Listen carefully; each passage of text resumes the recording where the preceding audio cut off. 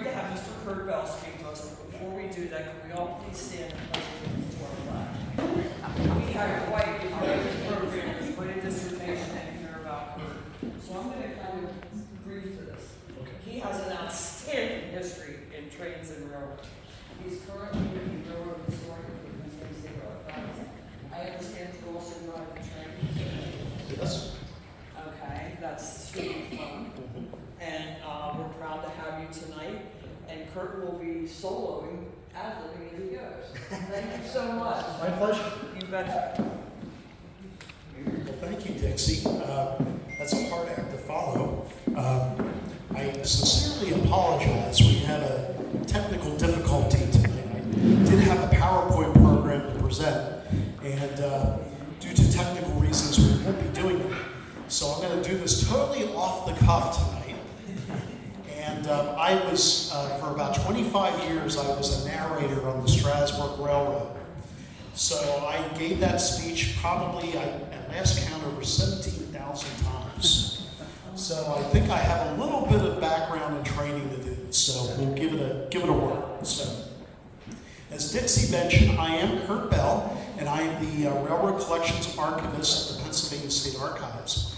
And I've been with the archives for about 13 years. I spent a previous 20 years at the Railroad Museum of Pennsylvania in Strasburg, where I worked as the archivist. And so I worked for the Pennsylvania Historical Museum Commission for a long time.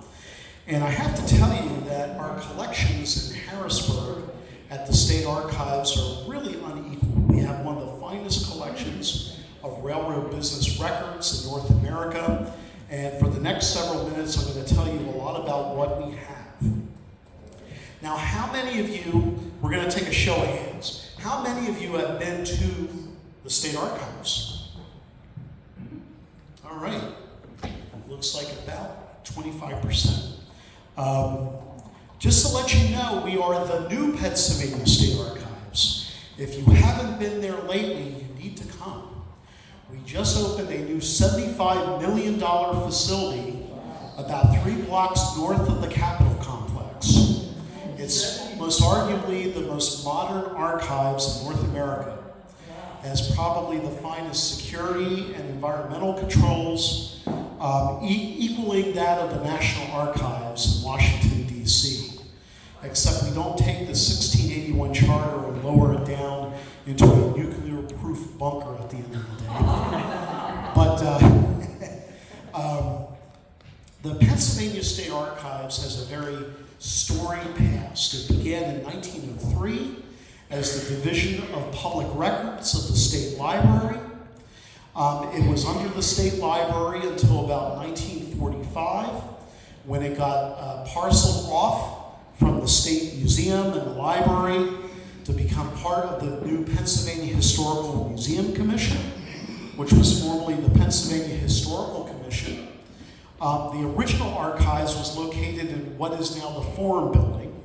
It occupied 3 rooms on the second floor of the State Library, rooms 200 through 222. And that continued until about 1964, when ground was broken on a new State Archives building, which is the 21-story tower that you see downtown in Harrisburg, across from the State Capitol building. We used to get queries from people for years saying, what exactly do you do in that building anyways? It was always a huge mystery. And from day one, the building was very poorly designed. It was a design that withstood a 500-year flood. Now, it's a 21-story building, so somebody please tell me how high the Susquehanna River is going to go every 500 years. But that's what they told everybody, and it would often leak and flood, which is really not ideal for a state archives building. So, beginning in the 1990s, we began in earnest to plan a new facility. And yes, it took us nearly 30 years to get here. But what with the state bureaucracy as it is, we were able to finally get a capital appropriation back in 2013, and it seemed like all the stars lined up for us. We had the right governor politically, we had the right executive director, and we had the right commissioners. And we were able to get a capital release under Governor Corbett for approximately $29.5 million. We began planning the new building. We were originally going to build the new State Archives building up on Elmerton Avenue, if you know where that is, up by the Farm Show complex. But then the land that we had wanted to buy was no longer available. So then Governor Corbett said, hey, I got this great location for you up along Route 81, north of the city. And it was beautiful. If you know where the new state police barracks is and the FEMA building, we were going to build a brand new facility on a beautiful meadow overlooking Route 81. But that was not to be. The governor, or the mayor of Harrisburg, Eric Pappenfuss, whose father used to be the Maryland State Archivist, I don't know how many of you may have known that or not, implored upon Governor Wolf to keep the archives within the city, because I guess they were concerned that too many entities were leaving the city and they wanted to undertake economic redevelopment. So we were able to work out a deal between the governor and the mayor of Harrisburg. In return for taking the city archives, he would give us the land on which to build the new State Archives building. And so the deal was struck in 2017, and in 2020 we broke ground on the brand new $29 million building, and we never actually had a groundbreaking ceremony because it all began during COVID, during the lockdown. But we began nonetheless, and the building was finished in early 2023, and due to a number of delays, one of which was receiving the occupancy permit, we weren't actually able to start moving into the building until July last summer. And then we began moving 78,000 cubic feet of records 3 blocks from the Capitol complex to our new facility. It took us about 3 months and a team of about 50 people. And all we did every day for 3 months was move records out of the tower into delivery trucks, and then everything was unloaded at the other end. And we finally opened to the general public on December 13th, 2023. So we've only been open now for about 3 months. Wow. But we would love for you to come down and visit. No advance appointment is required. We are open Wednesdays through Saturdays from 9 until 5 p.m., or excuse me, 9 until 4 p.m. And we also have free parking, which if you've ever been to the old archives, you used to have to pay $3 an hour at the curb with all the tolls. Now we have free parking, so come on down. We also have security downtown. We don't have food service, but we do have an area if you want to bring your lunch, to have a lunch on site. We don't close over the lunch hours, so you can continue to have records paged. So I think you will agree it's a beautiful facility. I wish I could have shown you pictures of it this evening, but you'll have to use your imagination. So. Where's it located? We are located 3 blocks north of the Capitol complex at 1681 North 6th Street. Our parking lot is right off of Harris Street, which runs between 6th and 7th Streets. We're right next to the new federal courthouse that just opened in Harrisburg.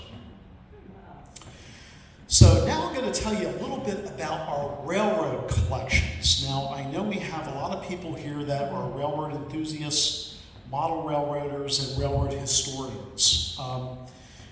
The Pennsylvania State Archives has a very rich history of collecting not only records of industry and of important figures from Pennsylvania history, but also business records from some of the prominent industries in the Commonwealth of Pennsylvania. The very first collection that we collected was back in 1945. It was the Fallbrook Railroad Collection. And for those of you that may not be so acquainted, the Fallbrook Railroad was a series of lines that ran up in the north central part of Pennsylvania, extending into New York State, The railroad was merged later on into the New York Central system. It was the very first railroad collection that we acquired in 1945. It doesn't get much use. We have had the collection semi-processed for many years. We've had different scholars come in, one of which has written a book about the Fallbrook Railroad. But it's one of many collections that we are continuing to work on as time permits. But those of you who are acquainted with railroads will recognize this next common carrier. We actually have the largest collection of Pennsylvania Railroad records in North America. The Pennsylvania Railroad, for those of you who are so acquainted, was the world's first big business corporation. It was chartered in 1846 and began acquiring smaller lines to grow into a giant behemoth. By 1880, it was the largest Class I common carrier railroad in the nation, and if not in the world. It called itself the Standard Railroad of the world. In 1984, the Penn Central Corporation was sitting on top of a warehouse in Philadelphia of over 100,000 square feet of records that they had no idea what they were going to do with. One of the options considered was throwing everything out into the dumpsters, and historians and archivists simply could not let that happen. So then began the Penn Central Records Project, which was a consortium of 6 different academic libraries, museums, and historical societies on the East Coast that banded together, and the project was headed up by the Hagley Museum and Library, and they divvied out records according to the geographical locations that the railroad lines served. The Pennsylvania State Archives, fortunately, was the largest recipient of PRR records. We received nearly 4,900 cubic feet of PRR records. Now, a lot of folks ask, why do you call it the Penn Central Railroad Collection? Why don't you call it the PRR records? And it's very easy. It's actually a collection, it's an amalgamation of loans, purchases, and donations. In 1972, we were the highest bidder at the Great Pennsylvania Railroad Auction that was held at 30th Street Station in Philadelphia over 3 days in March of 1972, when the PRR was breaking up its over 100-year library that they had, which had numerous artifacts, rare books, periodicals, a very rich collection of railroad history extending all the way back to the early 19th century. We showed up with an empty check, or a blank check, and we were able to acquire nearly $27,000 worth of purchases that went toward the PRR collection. Much of these collections can be found at the State Archives, and it's also divided between us and the Railroad Museum of Pennsylvania in Strasburg. Another very important collection that we have is the records from the great Baldwin Locomotive Works, which at one time was the world's largest manufacturer of steam locomotives. By the time production ended in 1956, they had built nearly 75,000 locomotives and cars for railroads, not only domestically in the U.S., but also worldwide. In 1975, Baldwin was closing out their steam locomotive archives in Wilmington, Delaware, and we were the very successful recipient of their steam locomotive drawings, which numbered nearly 60,000 items. Fast forward to 1991, when the last vestiges of the Baldwin Works folded up. We were able to acquire the rest of what they had. They were in the diesel parts supply business down in Malvern and Honeybrook, Pennsylvania. They had 2 different warehouses, and we were able to acquire all their diesel locomotive drawings. And we just, I guess about 15 years ago, we finally finished cataloging the collections, over 100,000 items. It's very commonly used by model railroaders, by historians, folks that are doing documentaries on PBS and the History Channel, folks like Dan Cupper who are editing articles for journals. We have a very wide constituency that uses our Baldwin collections. Another very popular collection we have is the Lehigh Valley Railroad collection. The Lehigh Valley Railroad at one time extended from the coal regions of Pennsylvania northward to Buffalo, New York on the Great Lakes, as well as far east as New York City. It was a very important carrier of anthracite coal, as well as passenger traffic. In 1977, we were able to acquire the remaining records of the Great Lehigh Valley Railroad, which had been kept in a storage facility in Palmerton, Pennsylvania, as well as in Bethlehem, which is where their headquarters was located. This collection, I'm sad to say, is probably not in the best shape. I'm actually getting ready to reprocess a lot of it. We have about, I would say, 800 cubic feet of records from that railroad alone. We do have folks that do come in who do property surveys, especially folks that are drilling for petroleum and gas. And we've been very successful in earning income by making copies, both digitally and paper copies of a lot of our right-of-way maps that we have for the Lehigh Valley Railroad.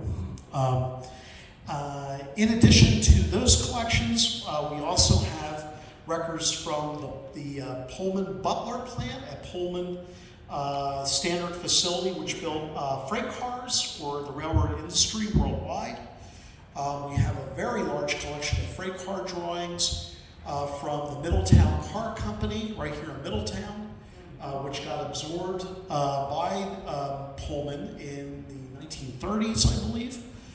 Those collections we are actually getting ready to digitally scan, and we're hoping to upload those to our website at pastatearchives.com. We have a very fruitful partnership right now with Ancestry.com.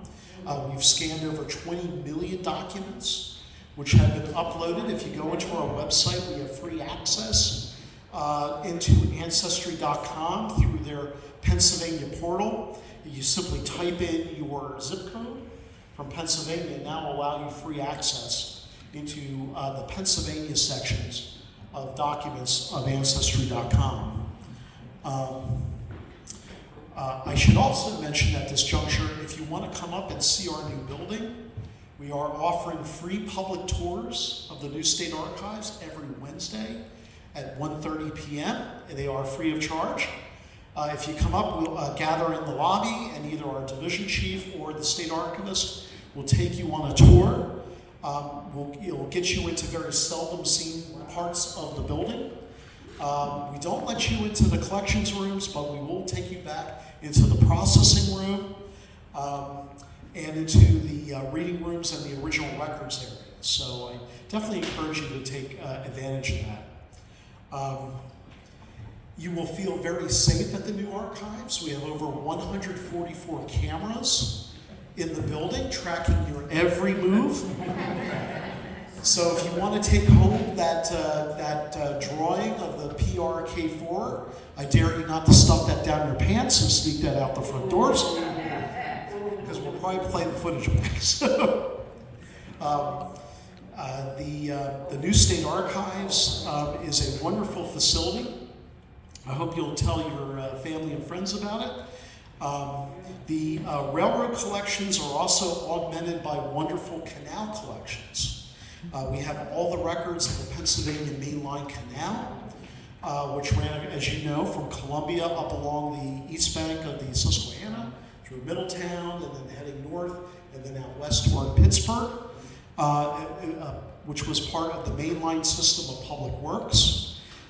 So if you want to research different locks along the canal and different properties, we have a lot of land records from the Pennsylvania Canal. Some of our non-railroad records, which may be of interest to you, we have all the birth and death certificates now, post-1906. many of which we have scanned and uploaded to Ancestry.com. We also have a lot of hospital records. If you're researching a relative from a hospital stay, we also have state mental hospital records. Lots of military records in Record Group 19. If you need to find a World War I or World War II bonus application, now we don't have any more World War I vets and very few World War II vets, but we do have Korean War vets and Vietnam vets who need to qualify for medical benefits because there was a fire in St. Louis in 1972 that destroyed all the Army records. We have one of the few things that military veterans can use to basically qualify for benefits, and that's our World War II, our Vietnam, and our Korean War bonus veteran applications. We have a wonderful collection of aerial photographs from the Aero Service Division, over 4,000 land office drafts and maps from William Penn's land office in Record Group 17 that go all the way back to state document number 1. Does anyone care to guess what state document number 1 is? Charter. Very good. It is the William Penn Charter from 1681, which we keep. It's actually 4 pages that are signed on animal parchment skin that were conserved in Philadelphia, I believe, about 15 years ago. They're kept hermetically sealed in 4 cases that we keep in our vault. And we only get it out for Charter Day once a year, which is on March 4th. We just had it out a couple weeks ago in our new building. It used to be displayed in the State Museum for years. And it's about the only time you can come and see it. We used to like to call ourselves the state's official filing cabinet because, as you recall, our building used to be 21 stories high. That's no longer the case. We now occupy a 145,000 square foot temperature-controlled facility that's only three stories high instead of 21, which is much more conducive to a state archives building. We also have state road and turnpike maps. If you want to trace the routes of different roads in the state. Port of Philadelphia records. We have internal improvements files. We also have records of the Lehigh Coal and Navigation Company, which at one time was the premier miner and distributor of anthracite coal in the Commonwealth. Also, we have records from the Pennsylvania Turnpike Commission. Many people ask, what do you have in your collections that aren't historical records? Well, our primary mission at the State Archives is to collect, preserve, and make accessible the state government records of permanent value to the citizens of Pennsylvania. Our secondary mission is to acquire records that are of historical significance that are non-state records. We have about 86 record groups, which are all assigned to different agencies in Pennsylvania state government, and over 537 manuscript groups, which are all non-state records. The most recent being MG 537, which is the Harrisburg City Archives, which we're almost finished processing. In addition to that, we have over 110 terabytes of scanned documents that are now uploaded to the web that you can search online. We're going to be doing mass scanning of the railroad collections in the next few years. We're hoping to scan every Pennsylvania railroad drawing that we own, which numbers well over 100,000 prints. They all came from the original Altoona shops. They include ink on linen drawings and blueprints of nearly every class of locomotive built on the PRR from about 1900 through about 1942. We don't have many of the Q2, I believe. I think we have most of the prints of the PR T1, which was the last locomotive they built in 1945. We are also hoping to scan all of our Baldwin drawings. So if you do model railroading, we're going to be a go-to source for finding exact measure drawings for freight cars, steam locomotives, passenger cars, you name it. So in closing, I encourage all you to come up and visit us. We are open Wednesdays through Saturdays. Again, we are located at 1681 North 6th Street. By the way, that address was no mistake. My boss, the state archivist, pleaded with the mayor of Harrisburg to get that address because that is the year that the original William Penn Charter was signed in 1681, so that was pretty clever. We are open Wednesdays through Saturdays. We are closed Sundays through Tuesdays. And I encourage all you to come up. If you're going to use the railroad records, no advance appointment is necessary. There is no fee to get in. But come prepared to be surprised, to be enthralled, and enjoy the riches of our wonderful state archives here in Harrisburg. Thank you.